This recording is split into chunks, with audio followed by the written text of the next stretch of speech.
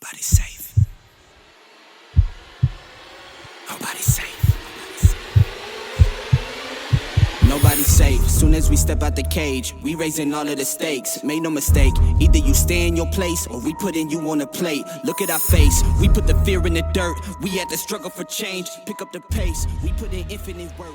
Hello, everyone. Welcome to the Spot Real Talk. My name is Tiara. I'm Tiffany. And I'm Ron. And today we are here to film Force. This is season 2, episode 3, titled War and Ice Cream. But before we get started in the conversation, please make sure you guys subscribe to our channel, click that notification bell and the thumbs up. All of those things help support our channel, and we appreciate everybody who has already done that. So keep it going, guys. We are steadily growing, and thank you for all of the support. Yes, indeed. So to jump into this episode, the opener, Tommy is still upset about getting shot at. And, we actually got to speak with the director for this episode, Sierra. What's the last name? Glad. Yes, Sierra Shooter Glad. Mm-hmm.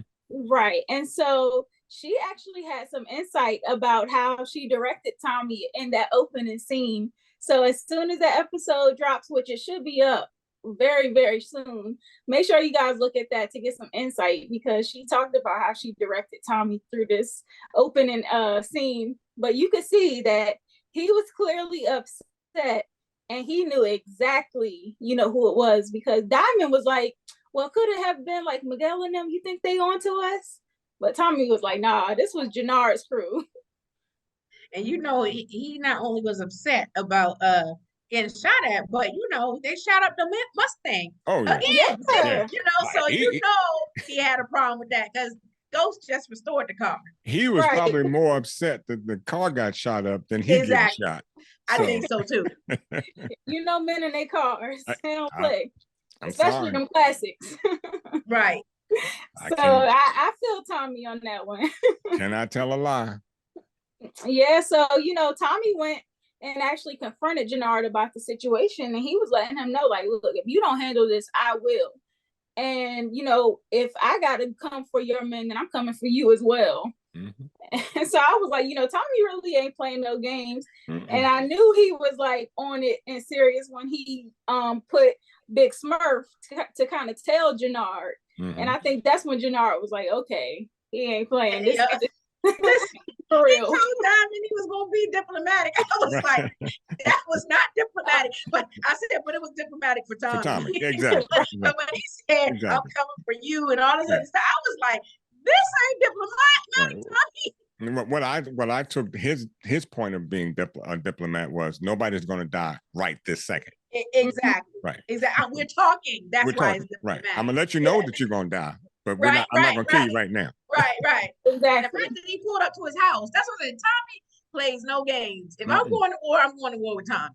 Just like, that's right. He's pulling up ASAP. He means what he says, and he says what he means. Absolutely. That's who you want on your team. For sure. Yes. So it's like all of this stuff is going on with, after them getting shot at, obviously. And, Miguel is, like I said, he's still thinking that the Serbs did it. But when I seen him punishing one of his men, I was like, I don't know. Yeah, two of them. Yeah, right. Yeah. And I was like, maybe he might be on to them. I don't know if he's just trying to, lead with fear, or if he actually suspects them. Because the way that he was like making sure that they were present to see him freeze the guy's hands and then making them participate in holding him down and smashing his hands off, I'm like, I don't know. What do you guys think? You think he knows? You know what? After hearing you say that, but then I was listening to Tommy as well, and Tommy did make a point that he wouldn't have invited them there to view all that if he knew they had something to do with it. But then on the other hand, no, that's not what he said. He said we wouldn't have been walking out of there. I wasn't. No. I wasn't verbatim. That wasn't verbatim. I'm just simply saying. Tommy said, if he knew that we did it, we wouldn't be walking out of here like that. But my point being is, if Miguel does suspect Tommy, I think Miguel has enough respect for Tommy, because I think he thinks that I think he probably feels that Tommy's crazy too. So he can't come too hard on him.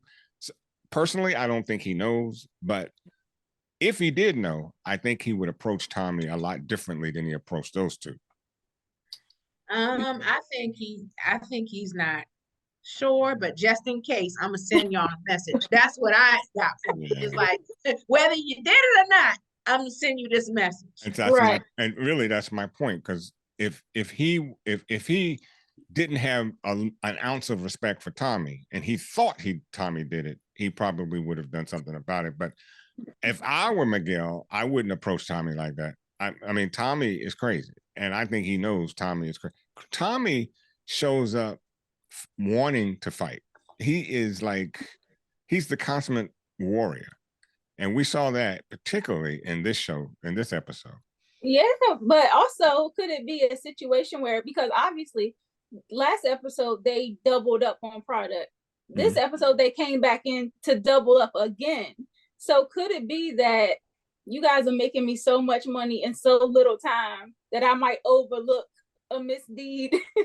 So you think he doesn't trust him?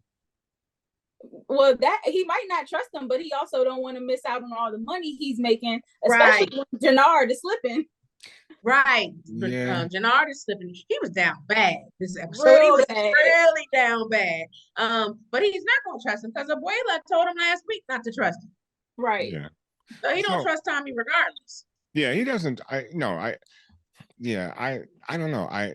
There's something about Tommy to me he respects, and it may be just his. Well, he was in the trenches with him. When the gunfight came, he stood tall, and he saved his life too. So you're like, okay, so when it comes down to it, he's about it. Okay. Yeah. So he's gonna respect that. Okay. Mm-hmm.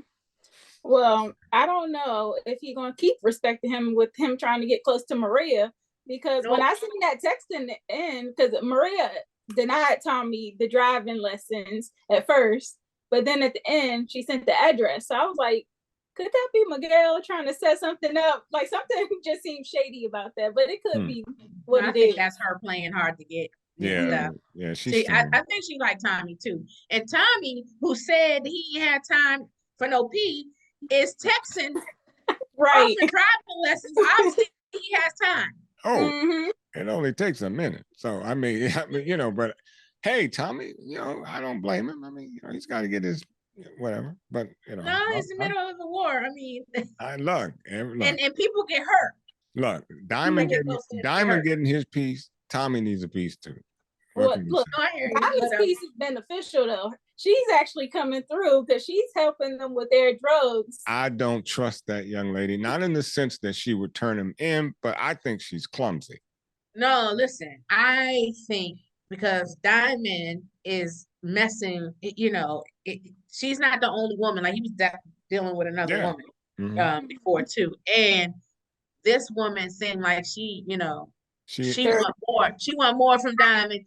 And as soon as I feel like she thinks that there's something else or whatever, and she feels that she's being betrayed, his little business is gonna be up in smoke. I don't know. I don't know. I agree about that, because like the fact that she's getting to go into the prison, she could cut a deal with Rojas at any point behind Diamond's back, And so she kind of got her way this episode because Rojas had to give in. She was about to set him up. But I was just like, I agree with you both that it could get very shaky. You're never supposed to mix business and pleasure. Right. And that's my point about being clumsy. And the fact that they lost 2 kilos in this episode, so that could be problematic.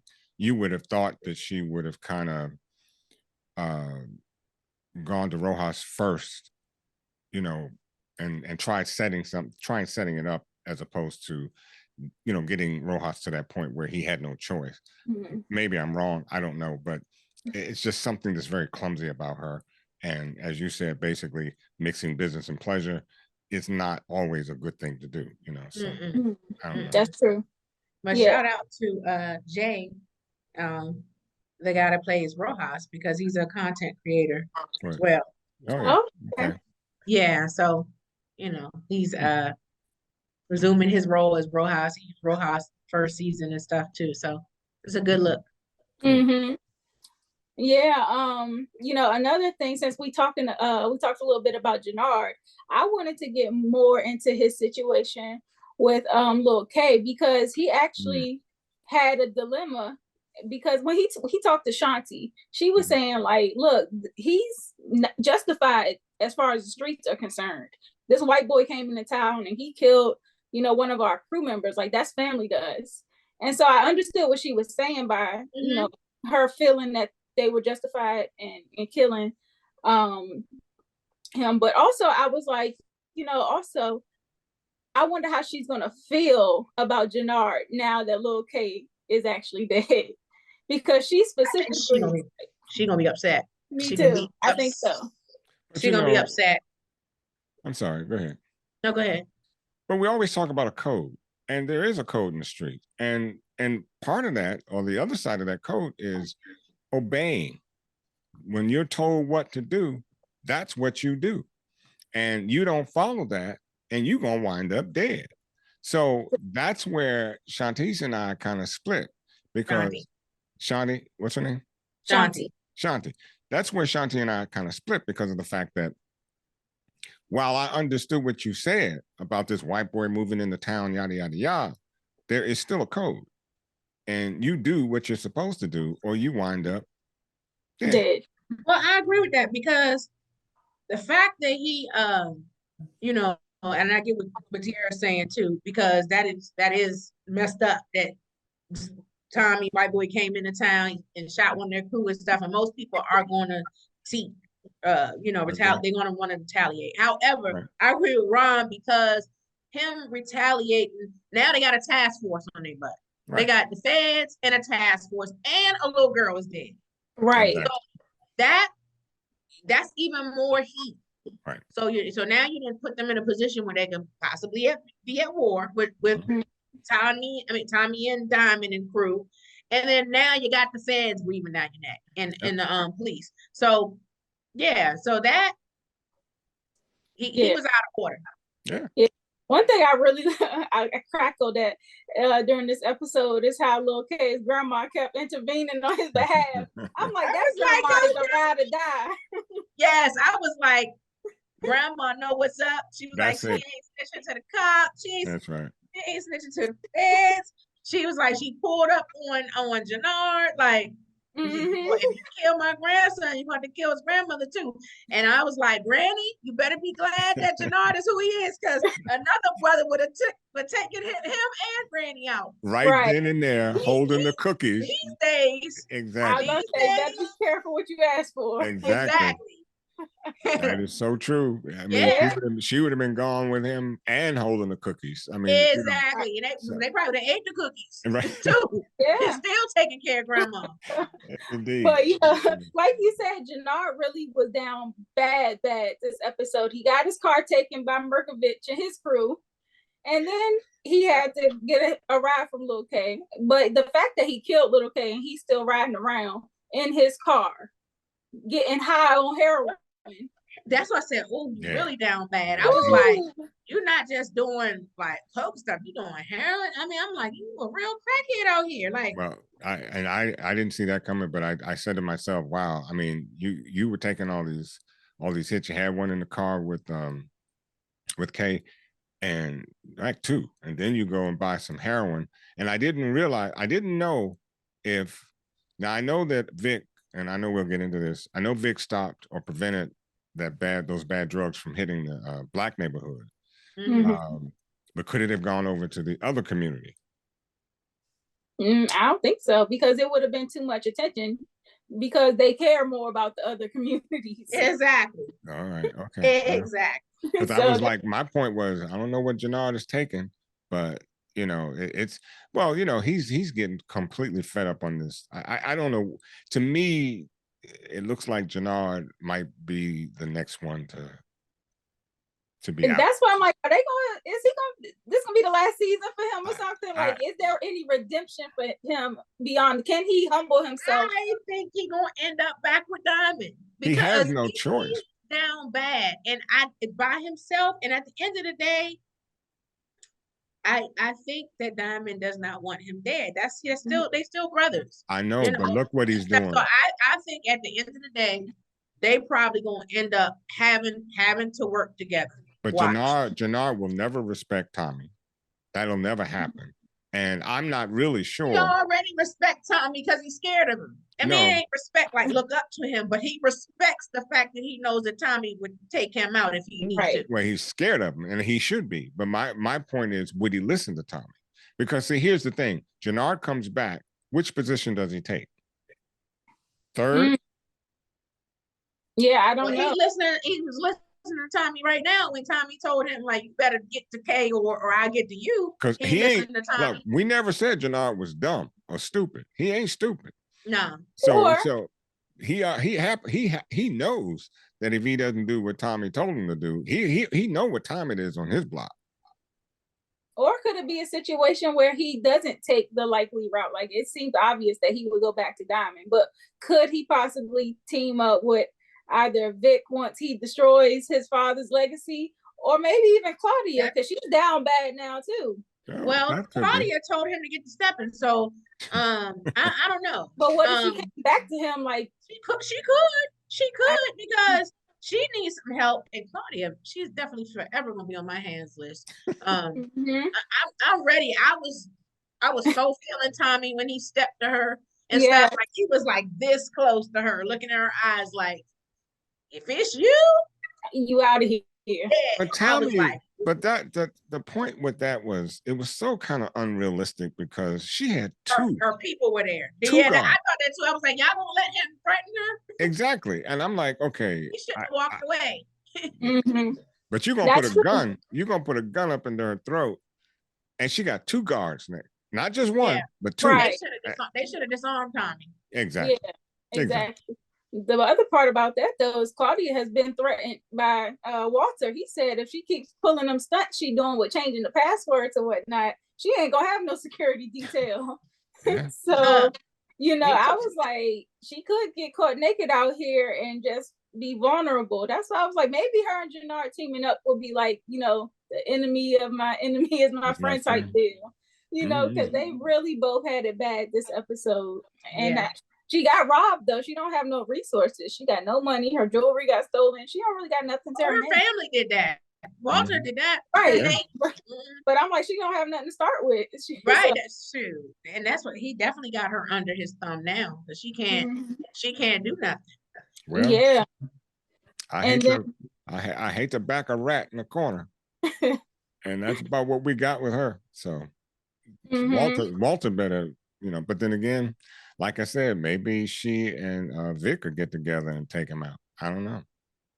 Well, I think Vic is just so over all of them for real, because the way he backstabbed Walter this week and took out the pharmaceutical guy. So now Walter don't get none of his money back that he lost in that pill deal.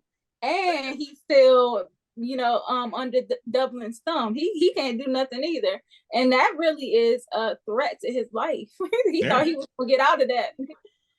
But Vic really screwed him over, and it was funny to see the way he smiled, but he smirked a little bit. Right. Like the plan is working. Right. Yep. The question though is, would Dublin come back and not just hit Walter, but I mean, if you start a war with him, then what? I mean, the whole family can get it. Exactly. Exactly. Yeah.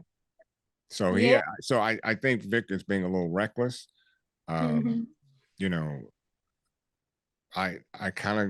glad he took him out only because he wanted to screw up the black neighborhood with those drugs. So as far as I'm concerned, he had to go. And I like what Vic did when he said, who cares about those monkeys dying from the drugs that he's putting out there? And Vic was like, what did you say? Yep. And I was like, okay, Vic, you know that. I mean, you see how he loved Gloria. Exactly. Right. That's that was my thought. I'm like, okay, stand up for what you love, And so, I'm just wondering how all of this is going to turn out, because like you said, this task force is going on. Everybody got some nonsense going on in their crews. And this new detective, he actually he was thrown for a loop too with the task force, because he didn't even want it to be formed in the first place. but we learned that Stacy, his wife, Hmm. who knew that they were married, Who knew? Yeah, actually kind of did it behind his back, which we knew, but he was not very happy with the situation.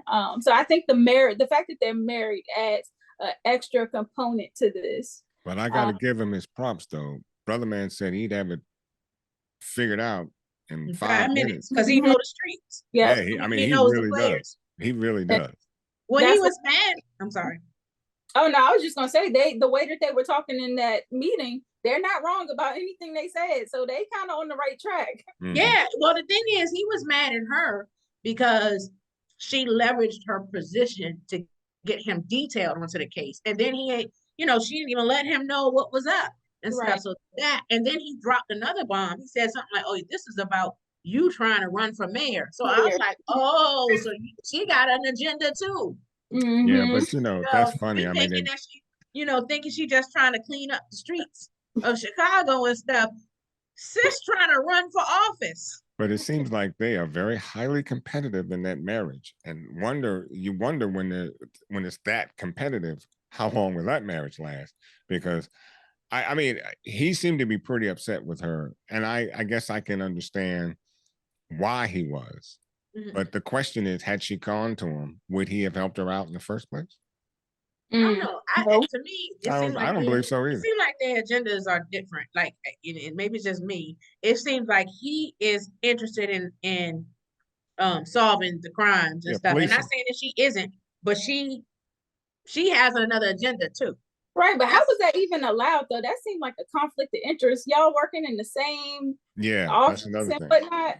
Well, and he's your superior because he's police, he's CPD, Chicago PD, and she's Fed, so she's working for DOJ. So it's two different organizations. But I get where you're going, Sierra. I mean, even if it isn't from an official standpoint, how about just the whole moral aspect of it? I mean, the ethical part of it. I'm sorry. Yeah, actually that. I mean, you're married, you're opposing one another because he wants the police and you have these other ideals in mind. It's because she's a DA, right? Yeah, it's just a whole bag full of nuts that sooner or later it's going to come out and ruin one or both of them.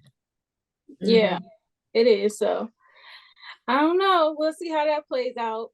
But somebody else was catching hell this week for Kate. Listen, what I say to y'all about Kate, I was like, she seems to be on her redemption tip, and people in the Power universe, they get the redemption arc, they usually up out of here. So I'm scared for Kate. I'm like, are we losing Kate this season? Because she's making amends. Even and everybody had a lot to say. They let her have it. Tommy let her have it, which was funny, and then JP, let her have it and stuff. And so, she does have a lot to atone for. But at the same time, I did appreciate her efforts. Right. How little they were. Yeah. And how little they were. She's trying, and then she's even going to AA, and then she even bought Tommy the ice cream, which he was pleased about when he came home. Yes, so sometimes it's the little things that count. It shows that she's trying. No, I agree. I felt sorry for her in the sense that, it's hard to say I'm sorry and not so much I'm sorry, but where do we start? I mean, how far back do I go? I've been, as she said, I've been a bad mom. There's only so much she was a bad mom. No. She didn't think she was a bad mom until Tommy and JP. No, I think she knew. She's a mother, so she's gonna know. I just think that, as she said, I was so busy into my drugs and alcohol, it was killing that emotion that she now discovers that she has. So she knew, but she was letting the drugs and just compensate for her. So. Yeah, she knew, but it's just unfortunate that, and I hope she makes it through. My thought was, will this be such a blow to her that she takes her own life? Oh my God, I hope not. That could be because she did seem like she was a little hurt by the fact that they didn't receive her apology well. Yeah. And then I don't know. I really hope not, because Well, I do okay, but I do feel like she might be out of here. But goes back to what you said though, It's Tim. the crossfire. I think Well, see, I don't. it's getting ready to be a war. I know, but I don't see the crossfire as much as I see her being so sorrowful as a mother that she does that. I'm not saying that you're wrong, because Lord have mercy. Every time I think you're wrong, you turn up right, and I don't want to. I don't want to be on the next show saying, "Oh, yeah, you were right again." So, so I'm just saying, Tommy has already started warming to her. Like when he came home and he saw her, you know, like, "Oh, you need to go to bed" and stuff. He was very tender with her. And then when he saw the ice cream and stuff, that melted him a little bit. So I was like, okay, that's gonna be a thaw in a relationship. There's gonna be some healing there. The thing is, will she be around? You know, because once people like find out, because right now people don't know Tommy has family there. Right. I mean, for the most part, they don't really know like where his family stays and all that stuff. But once your enemies know, like, well, that's the problem. Who your people are and stuff, that's what I'm afraid of. Well, if they find out where he is, they'll probably find her at some point. That's what I'm saying. And it could happen. I'm saying, not to say that your premonition isn't valid. It is. I mean, yeah, it would, but there was just something in her. And as we know, Tommy does really appreciate and love family. He wants family. So I didn't think so much about his, you know, sarcastic remark when she only gave a "I'm sorry," and he was like, "Well, that's it." So, you know, I didn't take much to that, because I know Tommy in the end loves his family, and he's proven that with JP. I mean, if you didn't know that about Tommy, you just watch him with JP, and now Darnell. So you know he loves family. We saw it with Ghost and Original Power. Exactly. And that's what I do appreciate about this season, is that we are seeing that original Tommy, because Tommy, as Courtney Kemp always said, is made of heart, and he always wanted family. Even when he was with Holly, he was like, "No, I want you to stay here. I want to have a family." And that's why he was always mad at Ghost for messing with Angela, because he's like, "You messing up the family. Like, we got Tasha kids. Like, it's us. I want what you have. Right. Yep. And you messing that up." So always wanted a family of his own. Yeah. So I mean, the situation with Kate even kind of like inspired JP to tap into his parenting too, because, you know, he was considering, you know, I think after the talk with Kate, he was like, well, maybe I owe my own son an explanation as to why I wasn't there. So he went back to DMAC and kind of explained about his sexuality and how his own negative feelings about that, and the comments from his mother kind of pushed him away from trying harder to find him. And it seemed like DMAC might have appreciated that. But then I see him take the gun, and I was like, well, what's going on here? And I don't think he has any ill will towards JP, but it's like, you take that and then you defy what your uncle and your dad's wishes are. That kind of doesn't balance out in my mind. Well, just like we saw in other shows that we do, it's this inability to, first of all, put away a gun, and then second, thank you. I was like, why would you put the gun up where he can find it? Well, not only that, he was in the room when you put it in the drawer. He saw where you put it. Exactly. So, I thought the same thing, Ron. I was like, now y'all just heard this kid ask, like, where my gun? Exactly. And this, that, and the other. And I'm like, you know, he's been in the streets. You know, he know how to use the gun. So why would you put the gun up in front of him? If I kept the gun, I would put it somewhere where he would never be able to find it. Absolutely. Yeah. Absolutely. So that's why I was like, what does DMAC have going on that he needs this gun? Because technically he's supposed to stay in the house. Well, he made a good point, though. But he made I think he made a good point. If there's a war going on, he needs to be strapped. I got that. You know, but then if there's a war going on and you take the gun, then the people that were in the house that needed the gun could get caught off guard, and they're gonna go to reach for it, and they gonna get it. And that's the other problem. You know, that was the whole point of me thinking, what fool, why are you putting the gun in a spot where, you know, he can not find it, he knows where the gun is, and you know who he is. So that's how you know, Jay. Yeah, exactly. So that's why, you know, he ain't in the game. Like, he ain't thinking, because I don't think Tommy would have done that. no, No. well, no, I don't think so either. Or Tommy would have given him a gun anyways. I don't know, but you know, in some respects, does he need a gun? I don't know. I mean, it might be a situation where D-Mac might have to come save the day. You know, Yeah, the unexpected He might. person. He yeah. I might. mean, yeah. I mean, if there's a war, Yes, everybody's if involved. he's outside, if he in the house, or He if can, somebody yeah, comes to the house, he may have to protect. absolutely. Mhm. But Absolutely. I understand why. I mean, because I think on the show, I think he's about what, 16? I think he's 16. So I can see why they did not want to give him. Mhm. Yeah, and the fact that he had been shot and all the nine, and you know, but is he? Are you got him locked in the house 24/7? I mean, is Right, that what we're right. doing? So He is a teenager. he's a teenager, and Right. trouble finds him. So I don't know. Or, I don't you know, know. What any to do. teenager ain't gonna want to be cooped up in the house day Exactly. in and day out. So Exactly. we can see him getting cabin fever and wanting to get out. Yep. Which is why I think he took the gun in the first place, because he figures, Mhm. okay, now that I got the gun, I'm strapped. I can go out and do what I want to do, and if some heat comes my way, I'm good. I'm prepared. Mhm. Right. Okay, well, I'm definitely interested to see how this is going to turn out. We have a lot of storylines to follow. Mm-hmm. So it's definitely heating up, and I love the direction that it seems like they're going in. Me too. So Me too. it's a really, really good episode.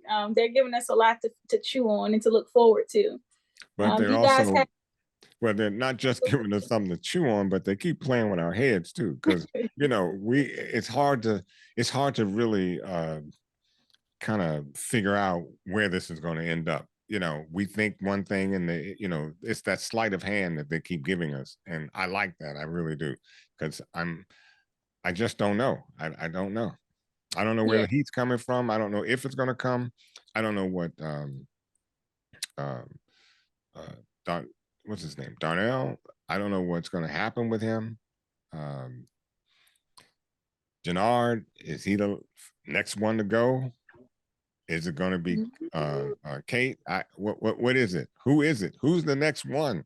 I'm trying to figure this out. Well, Liliana was the big death last season, so Yeah. season, I think it's going to be somebody even closer. I do. I think I told you, I think it's gonna be either Kate or JP. I think it's gonna be somebody on Tommy's side, you know. JP? Oh, we can't. Well, I guess so. And listen, anybody can get it. I guess And then, so. you know, and you think about Tommy, like a lot of people around him died, you know. Yeah. Keisha, when you know, it goes, you know, but Holly, I mean, you know, and this life, you know, there's not really happy endings. There's few and far between, you know. Right. Yep, I agree. So do you guys have some nominations for the game ball? I know I have a few. Oh, go ahead with yours. Oh, well, I was going to give the game ball to the old head from the barbershop for covering for Diamond. Yeah, yes, definitely. Yes, yeah, he definitely PK. I was like, okay, old head, because that PO is a butthole. He need to be on a hands list again. And old head was quick too. He was quick. So don't give me all that about Alzheimer's for old folk, because he was on it. I mean, he knew exactly what he to was say. on it. And I think he didn't appreciate how the guy sweating Diamond. Because I'm like, well, you know, like I said, we know that Diamond is shady and stuff, but for all he knows, Diamond is, you know, running a barbershop, trying to do his thing. And it's just like, it's just on Diamond's neck. I don't like it. Yeah. I still think he's up to something other than just being a good cop. But I think he's a butthole. And so I think he's a butthole, and that's just it. And I think they're gonna have to get him up out of here at some point. I agree.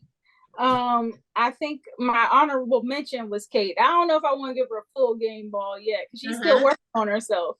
Yeah, but I think I'm gonna give Kate an honorable mention for putting in the effort. Yeah, she deserves some kudos for attempting to, you know, make amends. Okay. Do y'all have any other ones? Claudia's still on my hands list. Well, what about Diamond's so-called girlfriend. To me, she kind of gets that honorable mention for saving the day with the drugs, because they needed a way to move it. She stepped in. That's mutually beneficial, though. So she well, yeah, that's true too, because she's not only asked for money. She said we'll talk numbers. So and a lot of it. Right. Yeah, a lot of it. So she asked for money. Right. So she's getting the D and the money. So that's what they say. She get the D and the money. So look. So why don't we DM her? So she got the DM. She's winning for now. Okay. I was gonna say Diamond himself could actually get the game ball too, because he helped save the little boy Leon from getting beat up by the neighborhood. Yes. Foreshadowing for that. I bet you he's going to take that little boy to the gym and teach him how to box. Because when he said there's some things that we can work on, I was like, he can really show young bro how to wreck. But it was 3 against 1 though, so I'm glad he broke that up. Yeah, I'm glad he did too, because he's a good kid. Yeah, and that's the other thing. Good kid. I was like, please don't let nothing happen to this little boy. That's the thing. It was just like, because innocent people die in power sometimes. So I'm like, don't let nothing happen to this little boy. Well, I'm gonna give. And then he's gonna be shattered if he looks up to Diamond. Right. And then to find out that Diamond is in the street and this, that, and the other, he would be disappointed. Yeah, he would. Yeah. So. Well, I'm gonna give the guy. I think Vic deserves the game ball for this episode. Yeah. For putting a notch in Daddy's situation. So preventing those drugs from going to the south side. Yeah. So he saved that. Yeah. So give Vic the game ball for that. Yep. Now we got the who can get the hands. I think we already mentioned the PO can get the hands. The PO. Claudia, definitely. Lil K. Lil K tripping for sure. And grandma. And grandma. No, not grandma. Yeah, because she stepped in. Grandma needs to hold her grandson accountable. He exactly. That's how I see it. That's true. So grandma, you got to go Grandma to. You does get need to hold him accountable. But y'all know that most Black mamas and grandmas would have stood tall too. You ain't gonna stand there and let your child get killed. Like, No. Right. I'm gonna defend you in public, but I'm gonna chastise you in private. No, you're right. Jenard was gonna shoot him. She's like, wait a minute. No, you're right. She still get the hands though. Yeah. That's all. You got your cookies might have been good, but look, you get the hands. I'm sorry. It is what it is, I guess. It is what it is. Yeah. Well, this was a good one. Did Jenard eat the cookie and put it back on a plate? Yeah, he did. I was like, wait a minute. Yeah, he did. He took a bite out of that cookie and put it back. I was like, no, you're supposed to take that with you. Right. Well, I don't know. Grandma might be. We give him the hands for that. Jenard might be going to the Bing if he get caught in that car again with Lil K's car. So we gotta watch Jenard and see what happens. My thought was, why didn't you burn the car? Because your fingerprints are all over it. Hello. Because he's too high. I mean, he's down bad. Yeah. He is down bad.